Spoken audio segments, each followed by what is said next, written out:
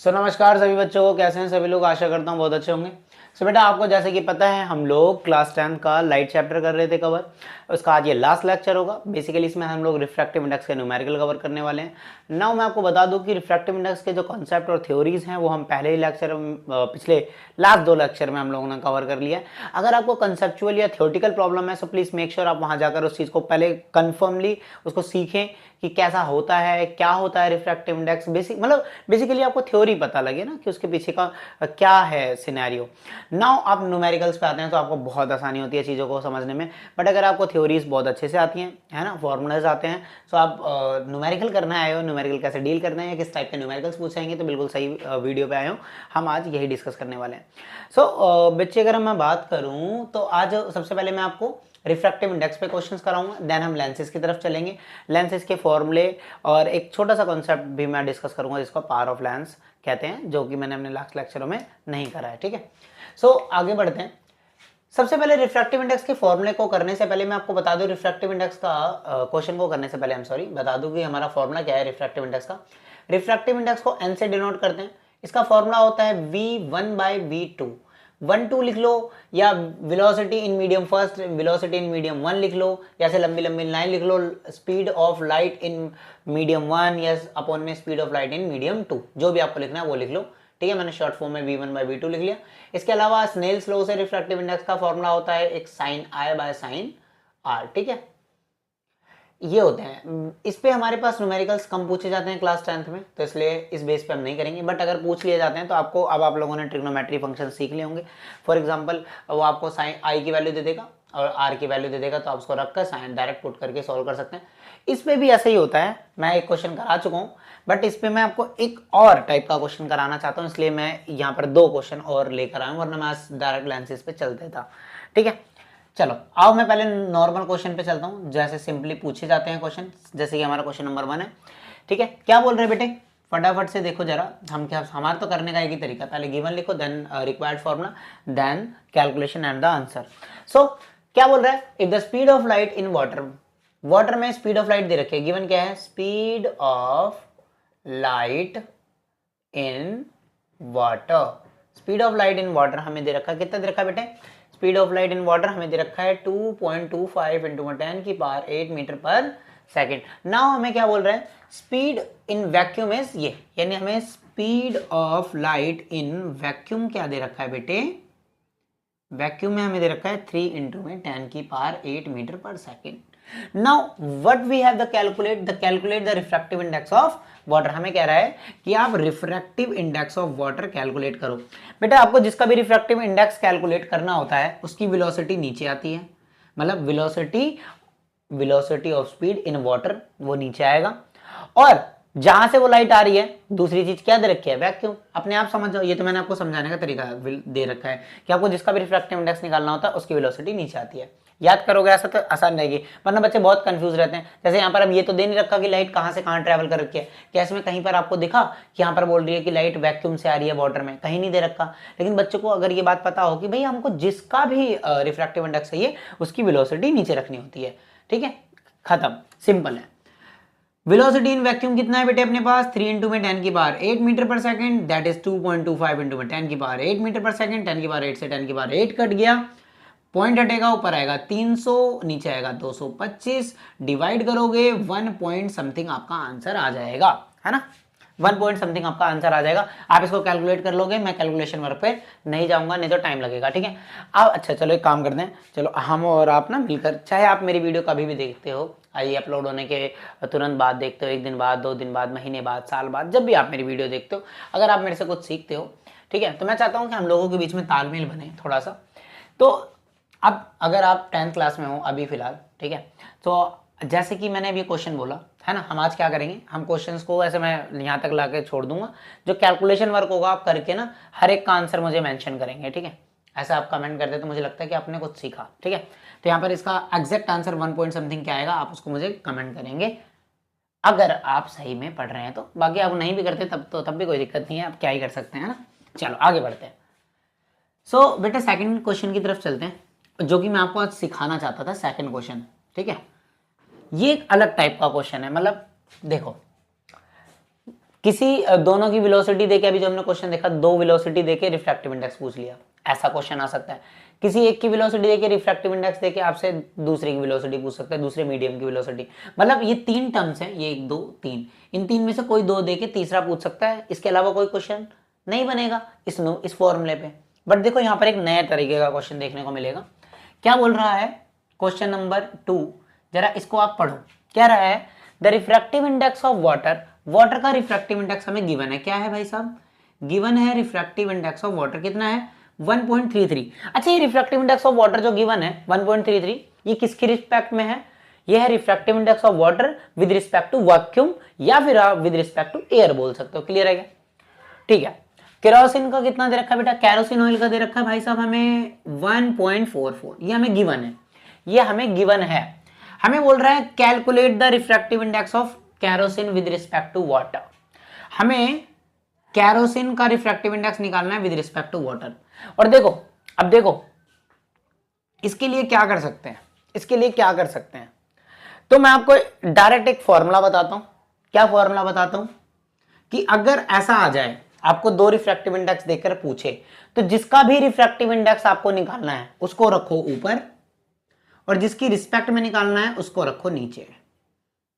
That's it, ये नया formula है। दैट्स इट, ये नया फॉर्मूला है। ठीक है, इसके अलावा इसमें क्वेश्चन नहीं बनेंगे, या तो इस फॉर्मूले पे बनते हैं या तो ये दूसरा नया फॉर्मूला है, इसको आप लर्न कर लो, इसके अलावा कुछ नहीं है।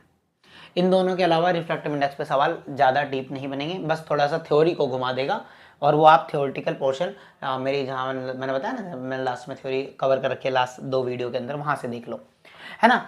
मन में बच्चों के हलचल कि ये तो थोड़ा समझ आ भी गया था, ये कहाँ से आया, तो चलो मैं आपको ये भी बताता हूँ ये फॉर्मूला आया कहाँ से। ठीक है, ऐसे लर्न करने से पहले मैं आपको समझा देता हूँ, देन आप उसके बाद समझने के बाद लर्न कर लेना। ठीक, तो भाई साहब हमें रिफ्रैक्टिव इंडेक्स चाहिए केरोसिन ऑयल में विद रिस्पेक्ट टू वाटर। तो बेटा हमें तो एक ही फॉर्मूला आता है ना, ये वाला, ये तो मान लो आता ही नहीं, मान लो भूल जाओ कि तुमने याद करा, छोड़ो, 1 मिनट में बताता हूँ ये फॉर्मूला आया कहाँ से। तो आपको तो यही आता है, अगर आपको केरोसिन ऑयल का रिफ्रैक्टिव इंडेक्स चाहिए तो वेलोसिटी किसकी रखोगे नीचे, केरोसिन ऑयल की, और ऊपर वेलोसिटी किसकी रखोगे, जिसके रिस्पेक्ट में निकाल रहे हो, यानी वाटर की। अभी अभी मैंने यही सिखाया था आपको, तो ये फॉर्मूला है। अब ना तो मुझे वाटर की वेलोसिटी पता, ना मुझे केरोसिन ऑयल की वेलोसिटी पता, लेकिन मुझे एब्सोल्यूट रिफ्रैक्टिव इंडेक्स पता है, केरोसिन ऑयल का भी और वाटर का भी। एब्सोल्यूट रिफ्रैक्टिव इंडेक्स मतलब वो होता है जो वैक्यूम की रिस्पेक्ट में निकाला जाता है। जैसे रिफ्रैक्टिव इंडेक्स ऑफ वाटर क्या होता है, ये होता है c by velocity of water. यहां से अगर मैं वेलोसिटी ऑफ वाटर की वैल्यू निकालूं तो ये इधर आ जाएगा, ये आ जाएगा c by refractive index of water. Same thing similarly आपको पता है refractive index of kerosene oil होगा, अब absolute refractive index of kerosene oil, ये जो दोनों मुझे दे रखे हैं, ये क्या दे रखे हैं, ये मुझे एब्सोल्यूट रिफ्रैक्टिव इंडेक्स दे रखे हैं बेटे। सर ये एब्सोल्यूट रिफ्रैक्टिव इंडेक्स क्या होता है, जो बेटा विद रिस्पेक्ट टू वैक्यूम निकालते हो ना, वही एब्सोल्यूट रिफ्रैक्टिव इंडेक्स होता है। ठीक, सो केरोसिन ऑयल का अगर आपको रिफ्रैक्टिव इंडेक्स चाहिए एब्सोल्यूट, तो c बाय c क्या होता है, speed of light in vacuum होता है, अपॉन में वेलोसिटी ऑफ केरोसिन ऑयल। यहाँ से वेलोसिटी ऑफ केरोसिन ऑयल अगर हम निकालें तो ये आ जाएगा ये। तो जरा ध्यान दो, इन दोनों की वैल्यू क्या यही दोनों है, क्या हम इनके बदले पुट कर दें, बिल्कुल सर कर सकते हैं। ये आ जाएगा c बाय एन डब्ल्यू यानी रिफ्रैक्टिव इंडेक्स ऑफ वाटर, और ये आ जाएगा c बाय एन के, आ जाएगा कि नहीं। अच्छा एक मिनट, इसको हम पलटेंगे तो कैसा जाएगा, c by N W into में एन के बाय सी, ऐसा आ जाएगा। रेसिप्रोकल हो जाएगा क्या इसका रेसिप्रोकल हो जाएगा बेटा। ये देखो स्पीड ऑफ लाइट से स्पीड ऑफ लाइट कट गई, so refractive index of kerosene oil with respect to water क्या आ जाएगा भाई साहब, refractive index of kerosene oil with respect to water. क्या बेटा यही फॉर्मूला मैंने आपको लर्न करने के लिए बोला था, क्या मैंने आपको यही फॉर्मूला लर्न करने के लिए बोला था, समझ आ गया नहीं फॉर्मूला कहाँ से आया, है ना। अब इतना ड्रामा जो आपने यहाँ पर मैंने दिखाया, ड्रामा नहीं है बेटे, इसको बोलते हैं फील। आपने जो फील करा, आपने फॉर्मूला कहाँ से आया जो फील करा, अब आपको फील तो हो ही गया है, तो क्यों बार बार इस लंबे प्रोसेस पे जाओ, डायरेक्ट याद कर लो ना, है ना। आपको जिसका भी चाहिए उसका ऊपर रख दो, विद रिस्पेक्ट टू नीचे, खत्म। ठीक है, अब इसको अगर हम पुट कर दें, यहाँ पर पुट कर दें, हमें रिफ्रैक्टिव इंडेक्स चाहिए kerosene oil with respect to water, अरे यार सो ऊपर किसका रखेंगे, केरोसिन ऑयल का, अरे यार, और नीचे किसका रखेंगे, पॉइंट से पॉइंट कट जाएगा, 144 डिवाइड बाय 133, इसको आप सॉल्व करोगे 1 पॉइंट समथिंग आएगा, आई थिंक सो 1.08 आएगा इसका आंसर। आप लोग मैच करेंगे, मुझे कमेंट करेंगे क्या इसका आंसर 1.08 आ रहा है क्या। क्लियर हुआ क्या बेटे, इतनी बात क्लियर हुई क्या, मिटा दूं क्या मैं, कहना है रबिट। ओके चलो आगे बढ़े। अब हम चलते हैं अपने तीसरे क्वेश्चन की तरफ। अब रिफ्रैक्टिव इंडेक्स पे हमने 2 क्वेश्चन कर लेने थे, हमने कर लिए है ना, इससे ज्यादा रिफ्रैक्टिव इंडेक्स में नहीं पूछता है ना। और बाकी एनसीईआरटी के ब्लू क्वेश्चंस में कुछ रिफ्रैक्टिव इंडेक्स के क्वेश्चन है, आपके एक टेबल देकर पूछा हुआ है, आप वो भी करके देख सकते हैं, ठीक है। चलिए हम बात करते हैं क्वेश्चन नंबर 3 की। अब क्वेश्चन नंबर 3 लेंसेज पे है। सर लेंसेज के लिए तो हमें फॉर्मूले भी चाहिए, लेंसेज तो हमने पढ़ा ही नहीं, चलो बहुत बढ़िया बात। अच्छा मेरे साथ आप लोगों ने मिरर तो पढ़ा है, तो सेम थिंग जो मिरर वाले में थी वही वाली बात लेंस में रहेगी। अगर इसके साइन कन्वेंशन पे चलें तो लेंस के लेफ्ट साइड पे जो भी चीजें रखी जाती हैं वो नेगेटिव लेंगे, लेंस के राइट साइड पे जो भी चीजें ली जाती है उसको आप पॉजिटिव लेंगे। और ऐसे ही जो चीज अपर होंगी, जो भी प्रिंसिपल एक्सिस के ऊपर बनेगी उनको पॉजिटिव लेंगे, जो भी प्रिंसिपल एक्सिस के नीचे बनती है उसको नेगेटिव लेंगे। साइन कन्वेंशन वही सेम रहेगा जो मिरर वाला है। अगर आप लेंस पढ़ रहे हो तो इसका मतलब आप मिरर पढ़ के आए हो, तो मैंने बोला साइन कन्वेंशन वैसे रहेगा जो लेंस के मिरर के लिए था वही लेंस के लिए। फॉर्मूले पे आ जाते हैं, फॉर्मूले पे आ जाते हैं। हम सबसे पहले समझेंगे लेंस फॉर्मूला। सबसे पहले हम समझेंगे क्या, लेंस फॉर्मूला। लेंस फॉर्मूला होता है 1/v minus 1/u is equal to में 1/f। क्या होता है बेटा, 1/v minus 1/u is equal to में 1/f होता है कि नहीं होता, समझ आ रहा है क्या। अच्छा इसको सर कंफ्यूज बच्चे हो जाते हैं। देखो मिरर फॉर्मूला क्या था, मिरर फॉर्मूला क्या था 1/v plus 1/u is equal to में 1/f। सर कंफ्यूज हो जाते हैं बच्चे कि इधर माइनस लगाएं इधर प्लस लगाएं, बहुत कंफ्यूजन है। तो मैं आपको एक बात बताता हूं, इसको याद करने का एक सिंपल सा तरीका है, ठीक है। क्या तरीका है बच्चे, कि आपने सबसे पहले क्या पढ़ा, मिरर। और बचपन में बच्चे सबसे पहले ऐड पढ़ते हैं देन सबट्रैक्ट पढ़ते हैं। तो आप हमेशा आप याद करना कि आपने सबसे पहले मिरर पढ़ा, फिर आपने क्या पढ़ा, लेंस। तो मिरर के साथ पॉजिटिव, लेंस के साथ नेगेटिव, सिंपल। आप कभी कंफ्यूज ही नहीं होगा कि इधर पॉजिटिव रखूं या नेगेटिव रखूं। क्लियर है क्या भाई। बचपन में सबसे पहले एडिशन पढ़ते हो देन सब्ट्रैक्शन पढ़ते हो ना। किसी बच्चे को देखा पहले सब्ट्रैक्शन पढ़ा दिया फिर एडिशन पढ़ा रहा है, ऐसा तो होता ही नहीं। वही वाली बात, तो आपने पहले मिरर पढ़ा फिर लेंस, तो मिरर के साथ ऐड करने का, लेंस के साथ सब्ट्रैक्ट करने का, जो पहले आए उसको पहले लिख दो, समझ आया। चल बहुत बढ़िया बात। तो आ जाते हैं, दोबारा आ जाते हैं, दोबारा लिख दूंगा भाई मैं। सो हमारे पास जो लेंस फॉर्मूला है वो अपने पास क्या है sir, 1/v minus 1/u is equal to में 1/f। क्लियर। उसके बाद मैग्निफिकेशन पे आ जाते हैं, मैग्निफिकेशन पे आ जाते हैं, मैग्निफिकेशन, मैग्निफिकेशन ऑफ लेंस में आ जाएंगे। तो मैग्निफिकेशन ऑफ को वही m से दिखाते हैं, हाइट ऑफ इमेज अपॉन में height of object. Same formula जो मिरर में था वही। भाई आप यही तो बताओगे कितना गुना बढ़कर इमेज मिल रही है ऑब्जेक्ट के अकॉर्डिंग, वही तो मैग्निफिकेशन होता है, कितना मैग्नीफाइड होकर मिल रही है। क्या बात समझ में आ रही है, क्या बात समझ में आ रही है। इसका एक और फॉर्मूला होता है मैग्निफिकेशन का, v/u। बस इसका थोड़ा ध्यान रखना, इसका थोड़ा ध्यान रखना। मिरर के केस में यहाँ पर माइनस साइन भी था बट लेंस के केस में नहीं होता। मिरर के केस में फॉर्मूले में वहां माइनस साइन था, अब इसमें नहीं है। ये 3 फॉर्मूले हैं हमारे लेंस के, ये 3 फॉर्मूले हैं हमारे लेंस के, ठीक है। मैं एक काम करता हूँ, इन तीनों फॉर्मूलों को यहाँ पर लिख देता हूँ, ठीक है। इन तीनों फॉर्मूलों को यहाँ पर लिख देता हूँ। पहला है हमारे पास 1/v minus 1/u is equal to में 1/f। दूसरा हमारे पास है मैग्निफिकेशन का, एक तो height of image upon height of object, बराबर में v/u। बस यही 2 फॉर्मूले हैं, यही 2 फॉर्मूले हैं। अच्छा एक बात और कर लेते हैं फटाफट से, क्या बात कर लेते हैं, यही कर लेते हैं किनारे पे। जो हमारा लेंस होते हैं वो हमारे पास 2 तरह के होते हैं। एक होता है सर कॉन्वेक्स लेंस, सर एक लेंस होता है सर कॉनकेव लेंस। सर मैंने आपके साथ ना कॉन्वेक्स लेंस की सारी वीडियो देखी है, मतलब इससे लास्ट वाला लेक्चर मैंने आपके साथ देखा है, और मैंने कॉनकेव वाला लेक्चर भी आपके साथ देखा है। और सर मैंने, कुछ बच्चे होंगे सर मैंने आपके साथ तो नहीं देखा, बट मैंने ना अपने स्कूल में पढ़ा है, मैंने अपने ट्यूशन में पढ़ा है, बहुत बढ़िया बात है। तो आपने देखा होगा कॉन्वेक्स लेंस के अंदर 6 केस बने थे। कितने केस बने थे बेटा, 6 केसेस के। हमने जब मिरर फॉर्मेशन, इमेज फॉर्मेशन करी थी तो कॉन्वेक्स में 6 केस बने थे, और कॉनकेव में कितने केस बने थे बेटे, 2 केस बने थे। इतनी बात याद आ रही है क्या, इतनी बात याद आ रही है क्या। हाँ सर याद आ रही है।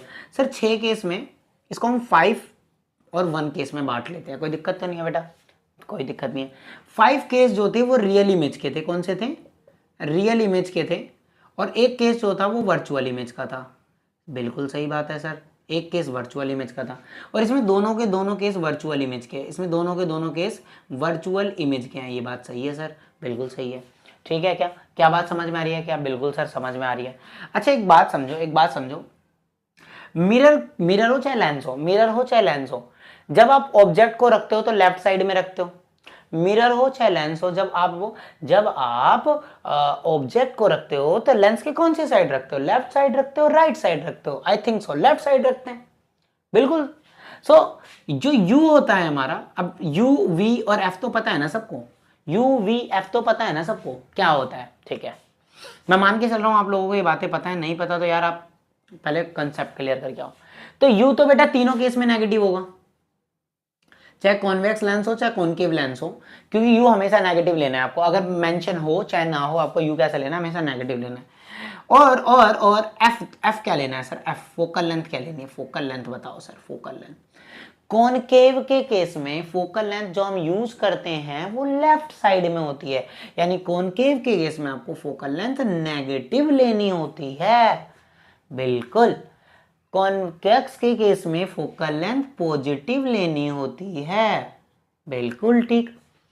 अच्छा अब इमेज की बात कर लेते हैं, वी। कॉनकेव के केस में दोनों नकली इमेज बनती है, दोनों नकली इमेज बनती है, इसलिए लेफ्ट साइड में बनती है, तो उसका v नेगेटिव आएगा, ये बात ध्यान रखो। अगर कहीं कॉनकेव की बात आ जाए, कॉनकेव में u भी नेगेटिव होता है, f भी नेगेटिव होता है, v भी नेगेटिव होता है। अच्छा एक बात बताओ, यहाँ मैंने 3 क्वेश्चन मेंशन है, यहाँ पर कहीं आपको कौन कौन सा देखो, ये वाला है कॉनकेव लेंस पे, और ये वाला किस पे है? ये कॉन्वेक्स लेंस पे है। और ये वाला किस पे है? ये किस पे है? Converging lens. कन्वर्जिंग लेंस हमारा कॉन्वेक्स ही होता है। तो देखो ये कॉनकेव का क्वेश्चन, इसमें 2 कॉन्वेक्स के हैं, एक कॉनकेव का है। अब कॉनकेव वाले के लिए तो सिंपल सी बात, यानी जो क्वेश्चन नंबर 3 है इसके लिए तो सिंपल सी बात है, इसका तो भाई साहब u भी नेगेटिव होगा, इसका v भी नेगेटिव होगा, इसका f भी नेगेटिव होगा। क्या बात समझ आ रही है? क्या बात समझ में आ रही है? बिल्कुल। और इसमें क्या होगा? v 5 केसों में पॉजिटिव होगा क्योंकि राइट साइड बनता है, और एक केस में क्या होगा? नेगेटिव होगा। क्या बात समझ में आ रही है? 5 केसों में पॉजिटिव, एक केस में नेगेटिव। क्लियर है क्या? क्लियर है क्या? क्लियर है क्या? बहुत बढ़िया बात है, बहुत बढ़िया बात है। ठीक है, मिटा दूं मैं से? अगर आपको उसको उतारना है तो उतार लो, ये मैंने आपको समझाने के लिए करा था, ठीक है। उतारना तो उतार लो, अदरवाइज मैं इसको मिटा देता हूँ। चलो बहुत बढ़िया बात है। अब हम प्रश्नों की तरफ बढ़ सकते हैं। आइए जरा फटाफट से क्वेश्चन नंबर 3 को देखते हैं। प्रश्न नंबर 3 हमारी स्क्रीन के सामने ये रहा। देवी और सज्जनों क्या क्या गिवन है बेटे क्वेश्चन नंबर 3 में? सबसे पहले हम वहां पर चलते हैं। कह रहा है बेटा लेंस कौन सा है भाई? लेंस हमें दे रखा है कॉनकेव। कॉनकेव लेंस देखने के बाद तो मन में नेगेटिविटी छा जाती है, कॉनकेव लेंस देखने के बाद तो मन में नेगेटिविटी छा जाती है। फोकल लेंथ कह रहा है हैज फोकल लेंथ, इसकी फोकल लेंथ कितनी दे रखी है? 15 सेंटीमीटर। कैसे लेंगे? नेगेटिव। कह रहा है what distance should object from the lens, आपसे ये पूछ रहा है कि क्या डिस्टेंस होगा ऑब्जेक्ट का, so that form an image 10 centimetre from the lens, जब इसकी इमेज बन रही है 10 सेंटीमीटर इमेज। ये v दे रखा है, f दे रखा है, u पूछ लिया, और क्या पूछ लिया? मैग्निफिकेशन भी पूछ लिया आपसे। आपसे क्या पूछ लिया? मैग्निफिकेशन भी पूछ लिया, u और m पूछ लिया। ठीक है, आ जाओ फिर फटाफट से, आ जाओ लेंस फॉर्मूला लगा लेते हैं। क्या दिक्कत है भाई? लेंस फॉर्मूला लगा लेते हैं। v -10 माइनस u हमको पता ही नहीं है, f -15। जरा ध्यान से देखेंगे और समझेंगे, ये u इधर नेगेटिव है, उधर जाके पॉजिटिव हो जाएगा, यही है, यही है। अब जरा ध्यान से देखो, ये इसके आगे क्या लगा हुआ? माइनस लगा हुआ है कि नहीं लगा हुआ? इधर आएगा तो कैसा हो जाएगा? पॉजिटिव हो जाएगा। ठीक है, ऐसे कंफ्यूज नहीं होना, कंफ्यूज बिल्कुल नहीं होना, ठीक। अब हम क्या करेंगे? इसका एलसीएम ले लेंगे, 10 का 15 का, 5 दूनी 10, 5 दिया 15, 2 1 कम 2, 3 1 कम 3, ठीक है। 5 दूनी 10 दिया 30, एलसीएम कितना आ गया बेटा? 30 आ गया, 1/u। 10 के बारे में 30 कितने पे आता है बेटा? 3 पे, माइनस का 15 के बारे पे कितने पे आता है बेटा? 2 पे, तो कितना आ गया? -1/30। सबको दिख रहा है क्या? क्या आ गया बेटा? -1/30, 1/u। अब हमें u चाहिए ना, 1/u थोड़ा चाहिए, तो दोनों तरफ क्या करोगे? पलट दोगे, तो u बराबर कितना आ जाएगा? और ये नहीं समझ आ रहा, ये नहीं समझ आ रहा, क्रॉस मल्टीप्लाई कर ले भाई, ले, नहीं समझ आ रहा सर, रेसिप्रोकल नहीं समझ आता। अरे दोनों तरफ पलटने को रेसिप्रोकल बोलता है भाई, दोनों तरफ पलटने को रेसिप्रोकल बोलते हैं, नहीं समझ रहा? क्रॉस मल्टीप्लाई कर ले, क्या आ जाएगा बेटा? u बराबर आ जाएगा -30, u बराबर आ जाएगा -30। u तो नेगेटिव आना ही था, अगर u पॉजिटिव आ जाता तो आंसर गलत हो जाता बेटा तुम्हारा, तो u आ गया -30। कंफ्यूज तो नहीं हो रहे? u आ गया सर नेगेटिव, आ गया भाई साहब। और क्या निकालना है? मैग्निफिकेशन निकालना है। ले भाई मैग्निफिकेशन, क्या आपको मैग्निफिकेशन का हाइट ऑफ इमेज दे रखा है? नहीं दे रखा। हाइट ऑफ ऑब्जेक्ट दे रखा है? नहीं दे रखा। वी दे रखा है? हाँ दे रखा है। यू दे रखा है? हाँ। तो इससे निकाल लेते हैं। मैग्निफिकेशन का दूसरा फॉर्मूला ये होता है, v कितना है माइनस का 10, u कितना है माइनस का 30, माइनस से माइनस, जीरो से जीरो कट गया, 3 को हमको डिवाइड करना है 1 से, तो ओह एक मिनट, 0.33 समथिंग आपका आ जाएगा। ठीक है, कंफ्यूज तो नहीं हो रहे? 0.33 आ जाएगा भाई साहब। और यहाँ इसको तो सेंटीमीटर में ले ले। ठीक है, यूनिट नहीं लिखने के बेटे पेपर में नंबर कट जाते हैं। इसका सेंटीमीटर लिख दिया मैंने, देखो मैंने अपना नंबर बचा लिया। तुम लोग नहीं काट पाओगे, कई जगह काट लेते हो यार तुम लोग, लेकिन हर जगह नहीं। मिटो दूँ क्या मैं मिटो दूँ? ठीक है, क्वेश्चन नंबर 3 हमने कर लिया। नाउ हम क्वेश्चन नंबर 4 की तरफ बढ़ते हैं।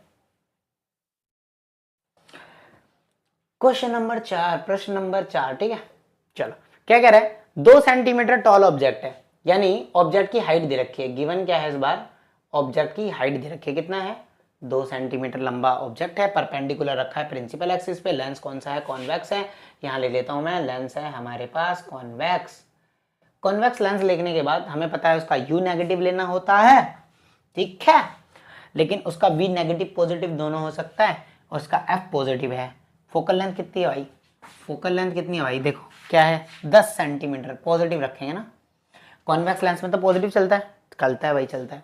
कह रहा है the distance of the object from the lens, जो ऑब्जेक्ट का डिस्टेंस है फ्रॉम द लेंस वो कितना दे रखा है? -15 सेंटीमीटर। या ये ना, find the nature, position, size of the image. आपसे ये पूछ रहा है और आपसे मैग्निफिकेशन भी पूछ रहा है। चलो कोई बात नहीं, मैं कर दूंगा यार, मैं कर दूंगा, तुम भी कर दोगे मुझे पता है। आ जाओ भाई आ जाओ। 1/v निकालना है। चलो मैं बता दूं क्या क्या निकालना है। v निकालना है भाई, ठीक है, हाइट ऑफ इमेज भी निकालनी है भाई, और m भी निकालना है मेरे भाई, ठीक है, और नेचर भी निकालना है मेरे भाई। 4 चीज़ें निकालनी है। आ जाओ जरा, आ जाओ, अपना स्पीडोमीटर लगाओ, देखो कितनी तेज काम कर सकते हैं हम लोग। 1/v माइनस कितना आ गया? माइनस का 15 इक्वल टू में f कितना है? 10, माइनस माइनस प्लस, ये प्लस का उधर जाके माइनस, ठीक है। एलसीएम लोगे 10 और 15 का, अभी लिया था, अभी लिया था 30, ठीक है। ये आ जाएगा 10 के पाड़े में, ये 3 पे आता है, -15 के पाड़े पे 2 पे आता है भाई। 3 में से 2 गए 1/30। वी कितना आ गया भाई? पॉजिटिव का 30। कोई दिक्कत तो नहीं है, सेंटीमीटर लिख लें क्या? लिख ले भाई। वी पॉजिटिव आया मेरे बेटे, वी पॉजिटिव आया। वी पॉजिटिव आने का मतलब क्या है? वी पॉजिटिव आने का मतलब क्या है? राइट साइड में बना है, राइट साइड में बनी है चीजें, राइट साइड में बनी है। और राइट साइड में लेंस में अगर कुछ भी बनता है, अगर राइट साइड में लेंस में कुछ भी बनता है तो इसका मतलब क्या है? वो रियल है। इसका मतलब वो क्या है? रियल है। नेचर पता लग गया क्या? नेचर बता दूं क्या मैं तेरे को भाई?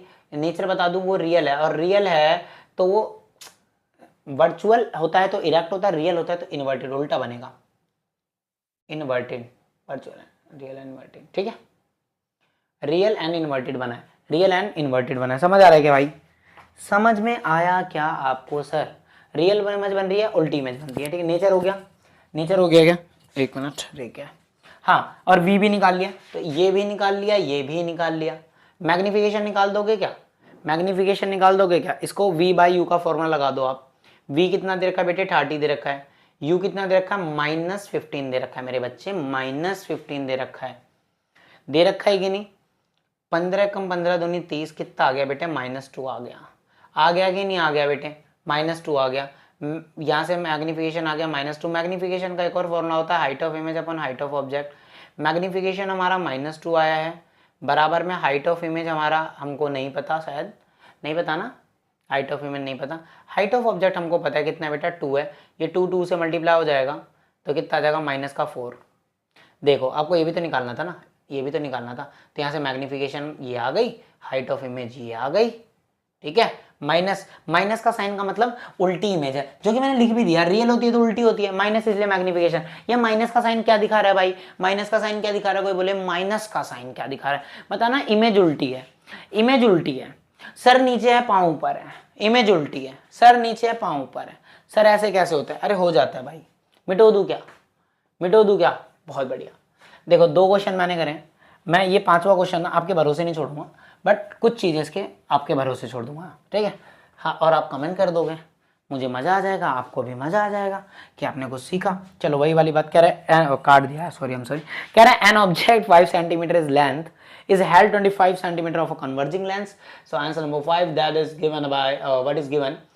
So given is that the height of object that is 5 centimeter and it tell about the in length is 5 centimeter is held 25 centimeter away from the converging lens. That means the U has a 25 centimeter and negative. A meaning of the converging lens. What is the meaning of the converging lens? Converging lens का मतलब होता है convex lens. बस इतनी ही English आती है मुझे। Convex lens का हाइट ऑफ ऑब्जेक्ट दे रखा है, यू दे रखा है। आगे बात करेंगे। फोकल लेंथ दे रखा है बेटा। कन्वेक्स लेंस का फोकल लेंथ पॉजिटिव लेते हैं भाई, ये पता है क्या? पता है सर, 10 सेंटीमीटर पॉजिटिव। क्या बोला? Find the position. आपसे वी बोल रहा है, हाइट ऑफ इमेज बोल रहा है, नेचर बोल रहा है, ठीक है। क्या मांग रहा है ये तुमसे? VHI nature. देखो बिल्कुल पिछला क्वेश्चन हो गया क्या? आप कर लोगे क्या? चलो पहले आप वीडियो को पॉज ही कर दो, पॉज कर दो खुद से। v कितना है मेरे भाई? v कितना है मेरे भाई? 1/v माइनस u कितना भाई? माइनस का 25। f कितना है मेरे भाई? 10 है। सो माइनस माइनस प्लस हो जाएगा, उधर जाके क्या हो जाएगा? माइनस का हो जाएगा। तो 1/10 माइनस 1/25। 25 और 10 का हम एलसीएम ले लेते हैं फटाफट से। तो अगर 5 25, 5 दूनी 10, 5 एकम 5 और 2 एकम 2, 5 25, 25 दूनी 50। एलसीएम कितना आएगा बेटे? 50 आएगा। 5 माइनस 25 दूनी 50, तो आंसर आएगा 3/50, 1/v। सो v आ जाएगा आपके पास 50/3। आपके पास v आएगा 50/3। आपके पास v आएगा 50/3। आप इसको डिवाइड कर लोगे तो आपका आंसर पॉइंट में आ जाएगा। अच्छा v कैसा आ रहा है? पॉजिटिव आ रहा है क्या? पॉजिटिव का मतलब तो नेचर बता दो भाई। पॉजिटिव का मतलब तो रियल है, रियल है तो इन्वर्टेड भी होगा। नेचर भी बता दिया मैंने, v भी बता दिया। अब मैं आपको ना ये काम देता हूँ। मैग्निफिकेशन होता है v/u, है ना, और अपने को क्या चाहिए? अपने को चाहिए हाइट ऑफ इमेज। तो आपको पता है मैग्निफिकेशन का एक और फॉर्मूला होता है height of image upon height of object. आप इन दोनों को कंपेयर कर लो। कैसे कंपेयर करेंगे? v/u बराबर में हाइट ऑफ इमेज अपॉन में हाइट ऑफ ऑब्जेक्ट। v कितना है हमारे पास? 50/3 है। u कितना है हमारे पास? माइनस का 25 है। इज इक्वल टू में हाइट ऑफ इमेज क्या है हमको नहीं पता, हाइट ऑफ ऑब्जेक्ट क्या है? 5 सेंटीमीटर है। अब आप इसको ऊपर भेज देना, ठीक है। चलो कर देता हूँ, थोड़ा सा और कर देता हूँ मैं। चलो 50/3 ये जाएगा। सो माइनस का 1, इसके नीचे कुछ नहीं है तो 1। सो 1/25 रेसिप्रोकल हो जाएगा। इधर है हाइट ऑफ इमेज अपॉन में 5।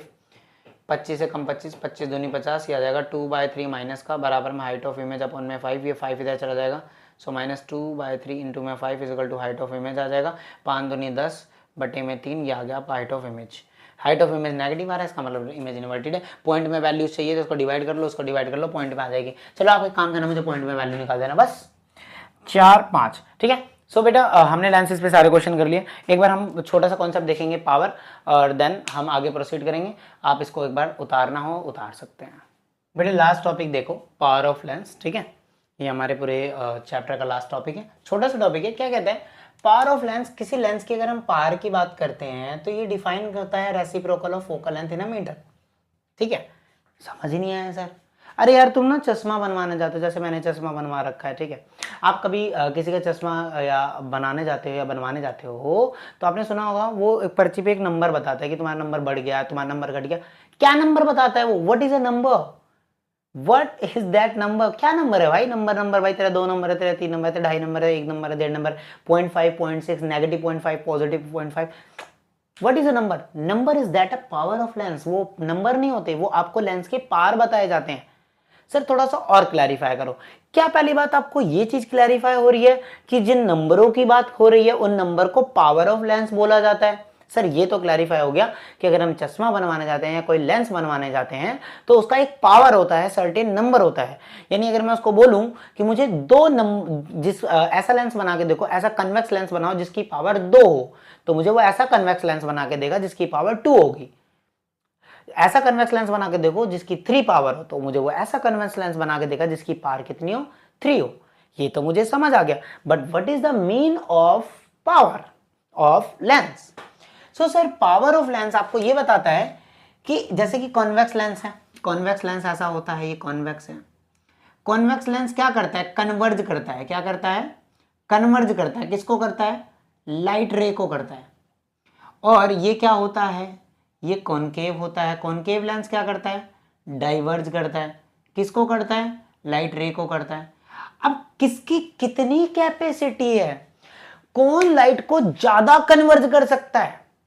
दे have the ability to more and more converge of a light. एक ऐसा लेंस, भाई देखो लेंस की भी क्षमता है। कोई लेंस होगा, कोई लेंस होगा जो लाइट को थोड़ा कन्वर्ज कर रहा है, कोई लेंस होगा यही कन्वर्जिंग वाला, वो उसको और ज्यादा मोड़ दे रहा है। मतलब कोई इसको कम मोड़ पा रहा, कोई और कम, कोई बहुत ज्यादा, कोई बहुत ज्यादा, कोई बहुत ज्यादा। मतलब किसके पास कितना कन्वर्ज करने की पावर है या किसके पास कितना डाइवर्ज करने की पावर है या कैपेबिलिटी है, ये कौन डिसाइड करता है? पावर ऑफ लेंस डिसाइड करता है। जैसे अगर किसी कॉन्वेक्स लेंस की पावर 2 है और किसी कॉन्वेक्स लेंस की पावर 4 है, तो 4 मतलब उसका पावर ज्यादा है, तो मतलब उसके पास ज्यादा कैपेबिलिटी है, ज्यादा क्षमता है किसी रे को ज्यादा बेंड कर देने की, ज्यादा कन्वर्ज कर देने की। ऐसे ही अगर उस कॉनकेव लेंस है तो उसके पास ज्यादा पावर है, ज्यादा कैपेबिलिटी है किसी लाइट रे को डाइवर्ज कर देने की। क्या ये बात समझ में आ रही है? बिल्कुल सर, अब मुझे समझ आ गया पावर क्या होता है। Converging the degree of convergence और divergence of light ray express in a term of power. अब पावर का फॉर्मूला क्या होता है? It is defined as a reciprocal of a focal length in a metre. Power का formula होता है 1 focal length, और फोकल लेंथ को कैसा रखना है? मीटर में रखना है। बस इतना सा है फॉर्मूला। पावर का सिंपली फॉर्मूला क्या हुआ बेटे? 1 फोकल लेंथ। बस खत्म, बस खत्म। पावर की यूनिट क्या है? डियोप्टर होती है, कैपिटल डी से दिखाते हैं। अच्छा बेटा, अगर किसी की पावर 1 है, अगर पावर उसका 1 है तो इसका मतलब उसकी फोकल लेंथ 1 होगी। भाई पावर 1 का मतलब, पावर का फॉर्मूला होता है 1/f। अगर उसका f1 होगा, ये भी 1 होगा, ये भी 1 होगा, तभी तो पावर 1 आएगी। तो भाई लिखा हुआ 1 dioptre is the power of lens whose focal length is 1 metre. जिस लेंस की फोकल लेंथ 1 मीटर होगी उसका पावर 1 होगा। क्या बात समझ में आ रही है? समझ में आ रही है सर मुझे? अच्छा सर, मुझे ना कैसे पता लगेगा लेंस कन्वर्जिंग है या डाइवर्जिंग है? यार एक बात बताओ, जो कॉन्वेक्स लेंस होता है उसकी फोकल लेंथ कैसी होती है? पॉजिटिव। जो कॉनकेव लेंस होता है, कॉनकेव लेंस होता है उसकी फोकल लेंथ कैसी होती है? नेगेटिव। तो बेटा कॉन्वेक्स लेंस की फोकल लेंथ पॉजिटिव होती है तो कॉन्वेक्स लेंस का पावर भी पॉजिटिव होता है। कॉनकेव लेंस की फोकल लेंथ नेगेटिव होती है तो कॉनकेव लेंस की पावर भी नेगेटिव होती है। यानी अब एक बात समझ में आ गई। सर मेरे को ना कभी कभी समझ नहीं आता था कि जब मेरे को चश्मा बनवाने जाता था ना मैं, तो मुझे बोलता था कि सर आपका ना -2 पॉइंट का चश्मा है बेटा, -2 नंबर। तो सर मुझे 2 तो चलो मेरे को अब समझ आ गया, अब माइनस का मतलब भी समझ आ गया कि माइनस का मतलब है नेगेटिव है, इसका मतलब पावर नेगेटिव, इसका मतलब लेंस कौन सा लगा है? कॉनकेव लेंस लगा है। लेंस कौन सा लगा है? कॉनकेव लेंस लगा है। जैसे बेटा मुझे कौन सा लेंस लगा? मुझे भी नेगेटिव लेंस लगा है, कॉनकेव लेंस लगा है। वैसे हम अगले चैप्टर में बहुत अच्छे से पढ़ते हैं, जो human I and colourful world है, कि नेगेटिव नंबर का पावर लगा है तो इसका मतलब आपको दूर का नहीं दिखता, आपको मायोपिया नाम की बीमारी है। ठीक है, खैर हम ये बात करेंगे, ठीक है, डिफेक्ट ऑफ आई की बात करेंगे जब हम वो वाला चैप्टर कवर कर रहे होंगे। अभी इतनी बात समझ में आ गई क्या? अच्छा, एक कॉम्बिनेशन ऑफ लेंस भी बता देता हूँ। चलो कॉम्बिनेशन ऑफ लेंस से पहले मैं आपको क्वेश्चंस बता देता हूँ। क्वेश्चन कैसे आएंगे? आपको फोकल लेंथ दी होगी, फॉर एग्जांपल आपको फोकल लेंथ दे रखी है 10, बोला फाइंड पावर फाइंड करो, तो पावर का फॉर्मूला 1/f। f कितना है हमारे पास? 10। आंसर आ गया 0.1। क्योंकि फोकल लेंथ पॉजिटिव है, इसलिए पावर भी पॉजिटिव। इसका मतलब ये जो लेंस है वो कौन सा है? कॉन्वेक्स है। ऐसे क्वेश्चंस आ जाएंगे। अच्छा एक बात बताओ सर, मुझे ना एक ऐसा लेंस दे दिया, एक कॉन्वेक्स लेंस, एक और कॉन्वेक्स लेंस, एक और कॉन्वेक्स लेंस। अब मुझे बोला इन तीनों की पावर जोड़ के बताओ। कोई दिक्कत नहीं है, अगर कॉम्बिनेशन ऑफ लेंस हो जाए, लेंसेज का कॉम्बिनेशन ऑफ लेंस हो जाए, तो आपको अगर तीनों लेंस या चारों लेंस की नेट पावर बतानी तो कुछ नहीं करना, इसकी पावर निकालो, इसकी पावर निकालो, तीनों को डायरेक्टली ऐड कर दो, है ना। अगर इसकी बीच में अगर एक ऐसा भी लगा दो डाइवर्जिंग, तो इसको भी ऐड कर दो, ये ऑटोमेटिकली नेगेटिव पावर आएगी तो यहाँ पर ये माइनस हो जाएगा। ठीक है, डायरेक्ट जो भी पावर है उसको डायरेक्ट अलजेब्रा सम कर दो। ठीक है, ये कॉम्बिनेशन ऑफ लेंसेज होता है। फॉर एग्जाम्पल मान लो मेरे को जैसे मैं ये एग्जाम्पल लेता हूँ, मान लो P1 हमारे पास 2 है, P2 हमारे पास 3 है, P3 हमारे पास 4 है, और जो P4 है वो हमारे पास -2 है। क्योंकि देखो इसका आंसर माइनस में आएगा ना, क्योंकि कौन सा लेंस है? कॉनकेव है। अब मैं पी नेट निकालूंगा कैसे? पी नेट आ जाएगा power of net, combination lens, इस पूरे लेंस का जो कॉम्बिनेशन बनेगा उसका नेट पावर कितना होगा? 2 + 3 + 4 - 2, 3 2 5, 5 4 9, 5 4 9, 9 में से गए 2, 9 8 बचा 7, ये आ गया पावर 7। क्लियर है क्या बेटा? इसके पीछे अगर तू डियोप्टर लिख देगा ना, तो तुझे ना आधा नंबर जो काटने वाला ना टीचर वो भी दे देगा, क्योंकि यूनिट लिखना बहुत ज़रूरी है। सो बेटा हमारा लेक्चर ख़त्म हो चुका है बेसिकली आज का भी, और वैसे हमारा ये पूरा चैप्टर भी ख़त्म हो चुका है। सो बस आज के लिए इतना ही।